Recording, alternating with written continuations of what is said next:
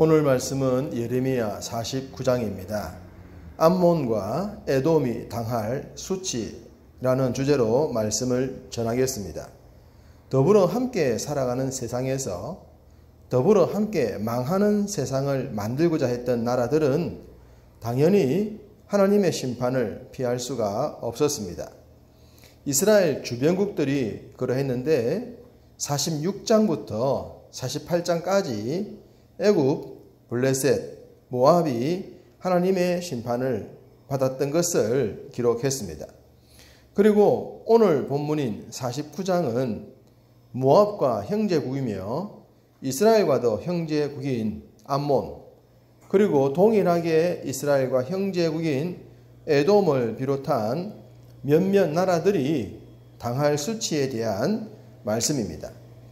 모압이나 암몬 그리고 에돔은 하나님께서 이스라엘과 형제국이었기 때문에 싸우지 말 것을 분명하게 말씀을 하셨습니다.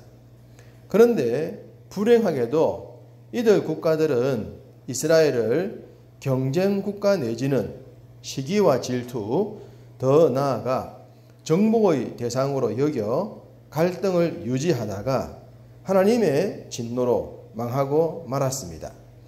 스바냐 2장 8절과 9절 말씀입니다. 내가 모압의 비방과 암몬 자손이 조롱하는 말을 들었나니 그들이 내 백성을 비방하고 자기들의 경계에 대하여 교만하였느니라. 그러므로 만군의 여호와 이스라엘의 하나님이 말하노라. 내가 나의 삶을 두고 맹세하노니 장차 모압은 소돔 같으며 암몬 자손은 고모라 같을 것이라. 찔레가 나며 소금 구덩이가 되어 영원히 황폐하리니 내 백성의 남은 자들이 그들을 노략하며 나의 남은 백성이 그것을 기업으로 얻을 것이라. 모압과 암몬이 확실하게 망할 것이라는 말씀입니다. 무엇보다 이들의 멸망은 교만의 도가 지나쳐 하나님을 대적할 정도였기 때문입니다.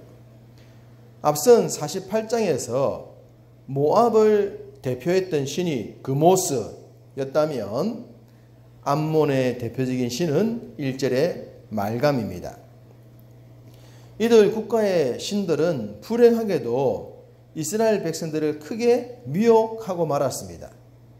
말감은 성경에 밀곰, 몰렉, 몰록 등 여러 이름으로 등장하고 있는데 지혜의 대왕 솔로몬도 이들의 영향을 벗어나지 못했다고 했습니다.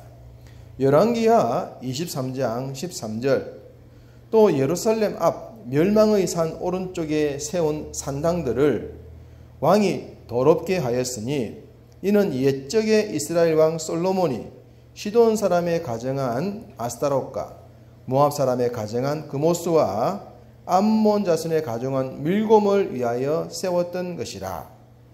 어떻게 지혜의 대왕인 솔로몬이 그럴 수가 있었을까 싶지만 이 우상의 영향력은 그 시대에 그만큼 강력했던 것입니다. 모압의 그모스도 문제였지만 특별히 암몬의 말감은 더더욱 나쁜 종교였습니다. 왜냐하면 이 종교는 자녀를 불살라 제물로 삼았기 때문입니다. 예레미야 32장 35절 말씀에 흰놈의 아들의 골짜기에 바알의 산당을 건축하였으며 자기들의 아들들과 딸들을 몰렉 앞으로 지나가게 하였느니라. 그들이 이런 가증한 일을 행하여 유다로 범죄하게 한 것은 내가 명령한 것도 아니요 내 마음에 둔 것도 아니니라. 하나님의 형상대로 지음을 받은 사람들을 제물로 불살랐던 암몬은 하나님의 더 큰 심판을 초래할 수밖에 없었던 것입니다. 암몬이 이런 식으로 하나님을 대적했던 것은 그만큼 그들도 잘 나갔던 부분이 있었기 때문입니다. 그들도 모압과 마찬가지로 지정학적으로 많은 재물을 축적할 수가 있었습니다. 해발 900m 고지대에 건설된 도성은 깊은 골짜기와 급류에 둘러싸여 견고한 성을 자랑했고 풍족한 생활을 누릴 수가 있었습니다. 4절을 보시면 폐역한 딸아 어찌하여 골짜기 곧 내 흐르는 골짜기를 자랑하느냐. 내가 어찌하여 재물을 의뢰하여 말하기를 누가 내게 대적하여 오리요 하느냐. 흐르는 골짜기는 야복강을 국경으로 든든한 요새와 같았던 땅을 상징하고 재물을 의뢰함은 경제적인 부를 축적할 수밖에 없었던 여러 가지 환경을 의미합니다. 이스라엘과 형제국가로서 하나님은 그들에게 복을 주시기로 약속하셨고 복을 받았습니다. 이런 하나님이 주시는 복과 지형적 복, 여러 가지 환경적 요소에 의해서 그들은 많은 복을 받았지만 불행하게도 그 모든 복을 화로 바꾸고 말았습니다. 무엇보다 암몬의 멸망은 하나님의 백성들을 향한 잘못된 세계관에 있었습니다. 열왕기하 24장 2절 말씀입니다. 여호와께서 그의 종 선지자들을 통하여 하신 말씀과 같이 갈대아의 부대와 아람의 부대와 모압의 부대와 암몬 자손의 부대를 여호야김에게로 보내 유다를 쳐 멸하려 하시니. 이 구절을 보면 남유다의 멸망은 분명한 하나님의 진노였지만 그렇다고 유다를 멸망시키는 세력에 형제국이 동참까지 해야 한다는 것을 의미하는 것은 아닙니다. 그런데 모압과 암몬은 바벨론 군대와 연합하여 남유다 멸망에 동참을 했단 말입니다. 형제국의 멸망에 가슴 아파하는 것이 아니라 부채질을 한다는 것은 용납받을 수 없지 않겠습니까? 심지어 이들은 예루살렘의 멸망을 기뻐하기도 했습니다. 에스겔 25장 3절 말씀입니다. 너는 암몬 족속에 이르기를 내 성소가 더럽힘을 받을 때에 내가 그것에 관하여 이스라엘 땅이 황폐할 때에 내가 그것에 관하여 유다 족속이 사로잡힐 때에 내가 그들에 대하여 이르기를 아하 좋다 하였도다. 형제국의 고통을 아파한 것이 아니라 오히려 좋다고 박수를 쳤다는 말씀입니다. 친히 선택하신 유다, 하나님께서 당신이 직접 선택하셨던 유다를 심판하실 때 마음이 얼마나 아프셨겠습니까? 그런 하나님의 마음을 등진 채 이들은 그 곁에서 조화를 하고 있었으니 하나님의 눈에 암몬이 어떻게 보였겠습니까? 원수일지라도 긍휼의 마음을 잃지 않아야 하는 것이 인간의 근본인데 암몬에게는 그러한 마음이 없었습니다. 그러했기 때문에 하나님께서 모압과 함께 암몬이 하나님의 심판을 받을 수밖에 없다고 하신 것입니다. 7절부터 22절은 에서의 후예인 에돔이 당할 수밖에 없는 수치에 대한 말씀입니다. 시편 137편 7절을 보시면 여호와여 예루살렘이 멸망하던 날을 기억하시고 에돔 자손을 치소서. 그들의 말이 헐어버리라 헐어버리라 그 기초까지 헐어버리라 하였나이다 라고 기록하고 있습니다. 암몬이 이스라엘이 고통당할 때에 아하 좋다고 했다가 하나님께 큰 미움을 받았다고 하지 않았습니까? 에돔도 그들과 동일한 마음을 가졌었고 동일하게 하나님의 미움을 받아 하나님의 심판을 피할 수가 없었던 것입니다. 7절 에돔에 대한 말씀이라 만군의 여호와께서 이와 같이 말씀하시되 대만에 다시는 지혜가 없게 되었느냐? 명철한 자에게 책량이 끊어졌느냐? 그들의 지혜가 없어졌느냐? 대만은 많은 지혜자들을 배출했던 곳으로 보입니다. 그런데 이제는 지혜자들을 찾아볼 수 없게 되었다고 합니다. 왜 그렇습니까?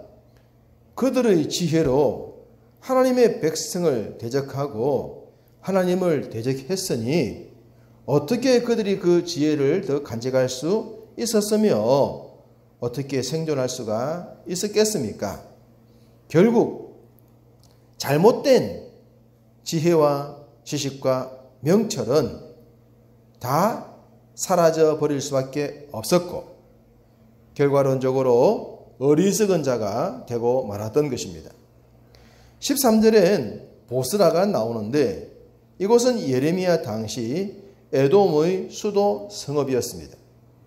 이곳은 삼면이 가파른 암석으로 된 계곡인지라 외세의 침입에도 잘 견딜 정도로 에돔의 성읍 중 가장 견고한 요새 중의 요새였습니다. 그럼에도 불구하고 이곳도 멸망을 피해갈 수가 없었습니다. 또한 에돔의 유적지 가운데 최고의 유적지로 불리는 곳은 페트라라고 하는 곳인데 이것도 예외가 아니었습니다. 16절 바위 틈에 살며 산 꼭대기를 점령한 자여 스스로 두려운 자인 줄로 여김과 내 마음의 교만이 너를 속였도다. 내가 독수리같이 보금자리를 높은 데에 지었을지라도 내가 그리로부터 너를 끌어내리리라. 이는 여호와의 말씀이니라. 아무리 사람의 손으로 닿을 수가 없는 높고 난공불락의 도성을 만들었다고 하더라도 하나님의 진노와 심판은 피해갈 수가 없다라는 말씀입니다. 하나님께서 끌어내리시겠다 하셨으니 어떻게 그 하나님의 손길을 피할 수가 있겠습니까? 결국 이러한 이들의 교만으로 말미암아 에돔도 이스라엘의 형제국이었지만 하나님의 심판으로 망하고 말았던 것입니다. 더 나아가 23절부터 39절에는 하맛, 아르밧, 다메섹, 게달, 하솔, 엘람이라는 나라들도 수치를 당하게 될 것이라고 기록하고 있습니다. 당시 이들 국가들은 군사적, 경제적 풍요를 자랑하고 있었지만 앞서 망했던 나라들처럼 하나님을 대적하고 하나님의 백성들을 조롱하는 교만으로 인하여서 멸망의 길을 가고 맙니다. 25절에 다메섹을 찬송의 성읍, 즐거운 성읍이라 그렇게 기록하고 있는데 공동번역 성경엔 이 부분을 이름난 수도, 흥청되던 도시라고 했습니다. 얼마나 이 도시들이 한때는 대단한 이름을 내었고 사람들의 입에 오르내렸고 많은 사람들로 인해서 많은 좋은 것들로 인해서 흥청되었던 곳이었는지 우리가 충분히 짐작할 수 있는 부분들입니다. 이렇게 이름만 들어도 알 수 있을 정도의 좋은 것들이 많았던 성읍이요 도성들이었지만 이제는 폐허의 땅으로 변하고 모든 것들이 옛 추억이 되고 말았습니다. 35절 엘람의 힘은 으뜸가는 활이라고 했습니다. 이것은 군사적으로 아주 강한 부분을 말하지 않습니까?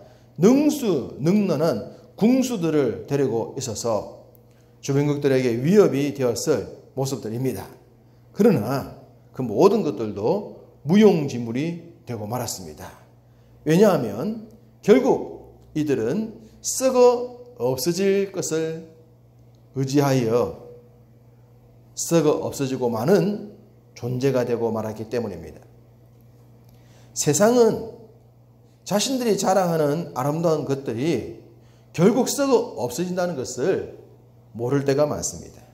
그러나 우리는 기록된 말씀을 통해서 지나간 역사를 통해서 썩어 없어질 것들에 대해서 잘 압니다. 그러므로 썩어 없어질 것을 위해 사는 것이 아니라 썩지 않는 하나님의 나라를 위해 살아야 할 것입니다. 오늘 하루도 썩지 않는 하나님 나라 백성답게 삶의 현장에서 성실한 삶을 살아가시는 여러분 다 되시기를 주님의 이름으로 축복합니다.